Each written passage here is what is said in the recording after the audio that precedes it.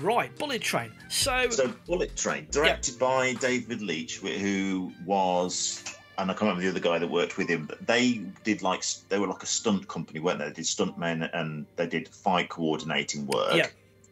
And they obviously wanted a film to showcase that, so they went with what they know, and he sort of co-directed John Wick, didn't he? Yeah. And so there's another guy that works with him, isn't it? Because one of them did Atomic Blonde. Yes. David Leotch did Deadpool 2. Is that right? Now, all of which are fairly... I mean, Atomic Blonde's really good. They're all fairly solid films, aren't they? He did do Hobbs and Shaw, didn't he? Or was that the other one? Right, okay. Yeah, right. So in terms of this, I was thinking, well, it's going to have what were your violence and action in preconceptions? it. Yeah, what were your preconceptions of this going in?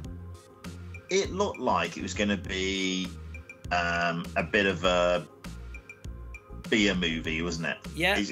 We've compared films to this before. It's not an original idea that we other people say. You know, it's that kind of thing where you switch your brain off, open a tinny, and watch it on a Friday night. And I heard Mark Kermode call it a Guy Ritchie wannabe type film.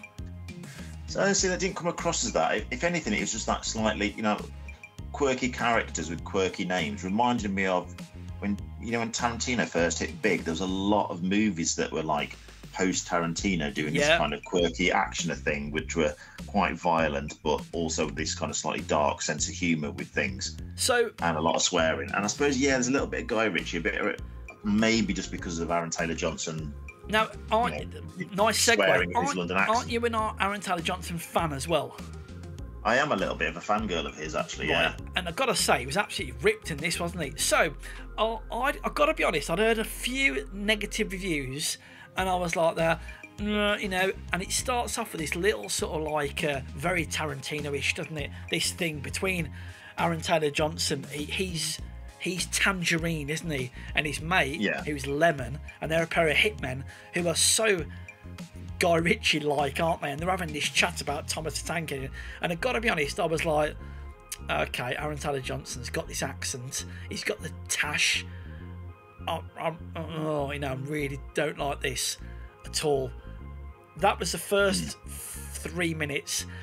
3 minutes after that, I was sold, Rob. I was in this all the way. I had an absolute blast.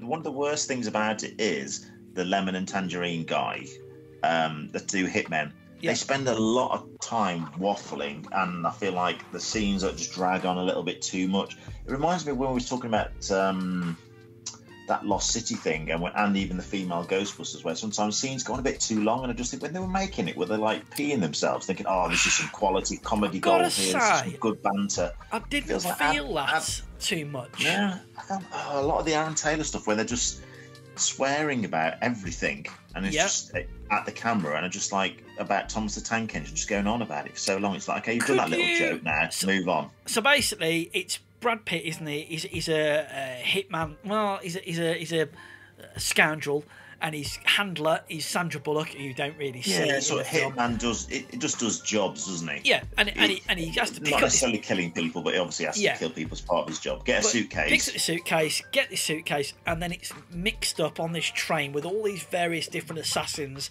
It's a bit like, it's kind of a mixture, isn't it, between something like Boss Level, John Wick, Deadpool, dare I even say it?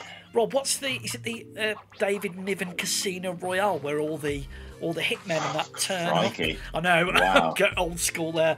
It's got a lot of fast-moving visuals, a lot of... Yeah, it's not as full-on as Deadpool, but it's, to be honest, actually, the closer thing, I suppose, in the tone it tries to capture, Hobbs and Shaw tried to capture this tone. That's the same director, isn't it? Yeah. Where it's that sort of comedy action thing, but I felt like...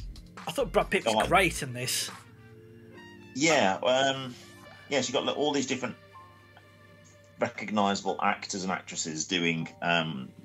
being on there doing missions, and everyone's getting in each other's way, and then it all comes together in a kind of Scooby-Dooey explanation at the ending. There's lots of coincidental lucky incidents.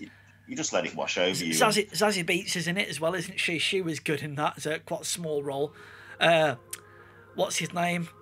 Channing Tatum was in it as well, in like a little cameo, which I thought was quite. Do you know what? Well, I enjoyed this way more than I thought I was going to. I perhaps had my snooty, the Green Knight head on going in to watch it, and in the first few better seconds. Than Grey Man. It's a lot better than the Grey Man. Oh, many times more. And I thought to myself. So I actually went on my own to watch this, and I thought my son would have loved this, going to watch this. So when it's out on streaming, or I may even buy it, I enjoyed it that much. I had a really good time with it. Lots and lots of. We went. The whole family, for our end, went to see this. Oh, cool. And even though she's 15, but I still, it's that pet dad thing with your daughter, I suppose. Yeah. Thinking, this is so violent for a 15. It was a bit, wasn't it? Yeah. Don't you think it's quite? There's a lot of blood and gore in it. And there is, yeah. People being hacked and sliced. Someone gets shot. Someone's head gets blown up, doesn't it? Yeah. It's a lot of blood spurting out the neck, and it's kind of quite realistic gore, even though there's like a slightly silly tone to it. But it's not as over the top as something like. I suppose a bit like Kill Bill, isn't it? It's that kind of violence. It's kind of over the top, so it's not shocking you in a realistic way. Yeah, but it's every still character a lot is very of blood. stylized, aren't they? That I think it's done in it is that Deadpool type thing. And weirdly, I mean, look, they always say all the good stories already told. Again, it's this. What's he called? Is it the White Death or something? Is called. It's Michael Shannon's character. It's again. It's like legendary, ultimate, legendary. Bad guy, yeah. Top boss.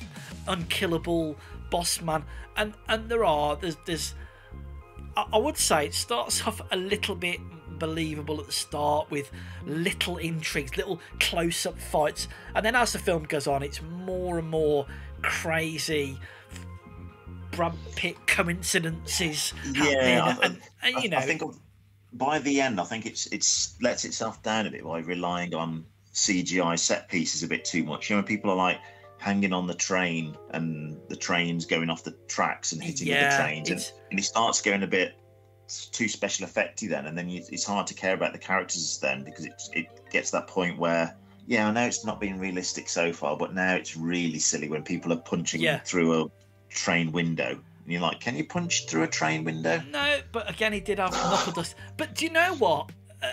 Saying all that, I did actually have a really good time watching it, and I must admit, again, it was quite nice for me, because I was kind of expecting to poo-poo it a little bit, and actually the stunts, I think I mentioned this on our last episode as well, that there's a bit where he has a fight with somebody and something happens and a guy falls over. Well, in a less stylized film, that would have happened, but in this one, something happens, someone falls over, and as he falls over, he falls onto this briefcase that everyone's up, and his neck sort of snaps as well, doesn't it? And I was like, it's that extra. We were talking about Day Shift, weren't we? It's that little extra kind of, just a little bit more stunt to make it. I think that's the thing where you feel like the people that are doing the action sequences are putting the care into little details and trying to do individual things in the same way that someone would stage a dance sequence. It's adding those extra little bits, isn't it? Those little flourishes. It's got that style, hasn't it? You remember in Snatch where a character comes on and the screen stops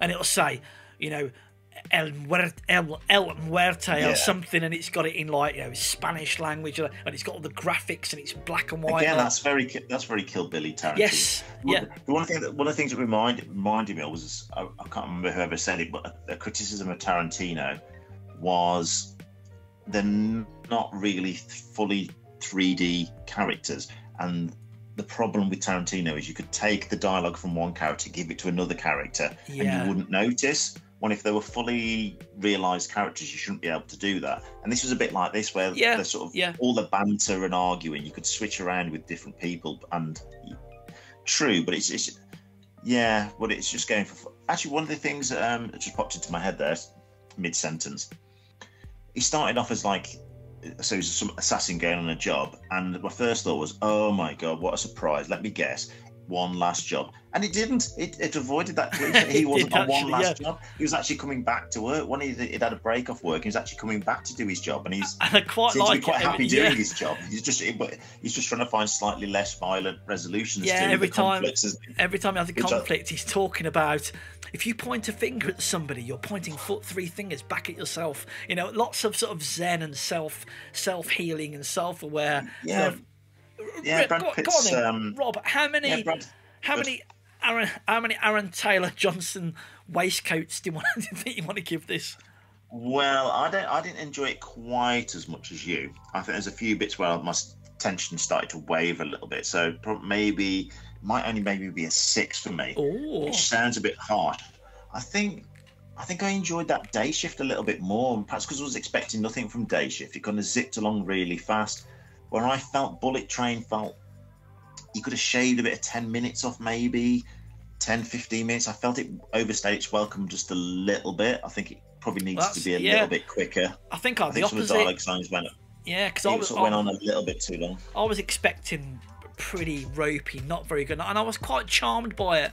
A lot of the things, like even like a knife fight that was going on, I think I'm going to give it 8 Thomas the Tank Engine stickers out of 10 for this, or all of which will become clear when you watch them. I think, yeah, so someone who might want to watch this, I think some of those films we've compared it to. So if you like that sort of thing, you know, the action, it's. My wife thought it was okay because she doesn't mind stuff like Kill Bill. Yeah. But she would never watch something like Fast and Furious, and she's not interested in James Bond's. So it's that sort of thing where the action sequence is stylized and over the top, and each action sequence has got its own setting and its own style to it. And yeah, like mid-fight they stop and they start having a little conversation, or because the waitress comes in with some in and they all stop fighting and carry on. Aaron Taylor Johnson's brilliant. He was great, really good in that. Actually, I like that. I think he's great. He's buff in it, and I wasn't sure whether because he's playing Kraven the Hunter, who would have a kind of goatee type beard situation, whatever you call it, with a tash and a little bit below the chin in the comics, doesn't he? That's how Kraven the Hunter looks, and the long hair and big muscles. So I wonder whether he'd got himself in this physical condition ready to make Kraven, and obviously the director was just happy to have him looking like that. Okay, I just thought I couldn't help but think of Kraven the Hunter when I was looking at him. Well, do you know what I'm going to say? And I'm going to probably lose all of our subscribers and YouTube listeners there. What about Aaron Taylor Johnson as James Bond? I thought he was really good in this. I thought he carried off. I mean, the accent was very Cockney Sparrow, but he shaped up really well, and he handled the action really well. He looked really good, and he looks, even with that tash, he would look like a really cool, suave, sort of handsome guy in a suit. Anyway, there we go, Rob. There we go. They said, didn't they? They've got to have someone that's around 30, haven't they? That's what they've said about the new Bond. Yeah. They don't want any. So they said like Cavill's too old. They're saying already. God, yeah, well, yeah, maybe. Aaron Taylor Johnson is 32. It says here, according to my fan club scrapbook I've got here. yeah. Right, Rob, let's move on.